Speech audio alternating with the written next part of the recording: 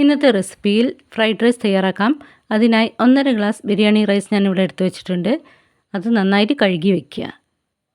ഇനി കുക്കറിലേക്ക് 3.5 ഗ്ലാസ് വെള്ളം ചേർത്ത് കൊടുത്ത് ഒന്ന് തിളപ്പിച്ചെടുക്കുക. ഇനി അതിലേക്ക് നമ്മൾ എടുത്ത് വെച്ച അരി ഇട്ട് കൊടുത്ത് പാകത്തിന് ഉപ്പും വെളിച്ചെണ്ണയും ചേർത്ത് കൊടുത്ത് അടച്ചു വെച്ചൊന്ന് വേവിച്ചെടുക്കണം. വെന്തലിഞ്ഞ് പോകാതെ ശ്രദ്ധിക്കണം. വെന്തതിന് ശേഷം ഇതൊരു അരിപ്പയിലേക്ക് മാറ്റി കൊടുക്കുക.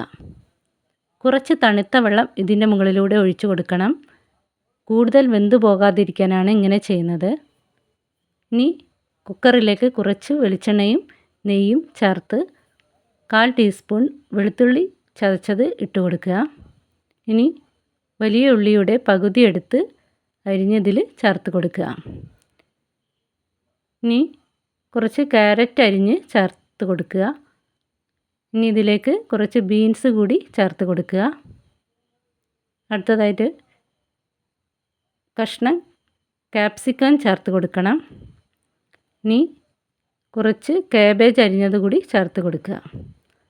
കുറച്ച് കുരുമുളക് പൊടി കൂടി വിതറി കൊടുക്കുക. ഇനി 1/4 ടീസ്പൂൺ സോയാ സോസ് ചേർത്ത് കൊടുക്കുക. ഇനി നന്നായിട്ട് ഇളക്കി യോജിപ്പിക്കുക. നമ്മൾ വേവിച്ച് വെച്ച ചോറ് ഇതിലേക്ക് ഇട്ട് കൊടുത്ത് ഒന്ന് ആവി കയറ്റിയെടുക്കുക. അങ്ങനെ നമ്മുടെ ഫ്രൈഡ് റൈസ് റെഡി ആയിട്ടുണ്ട്.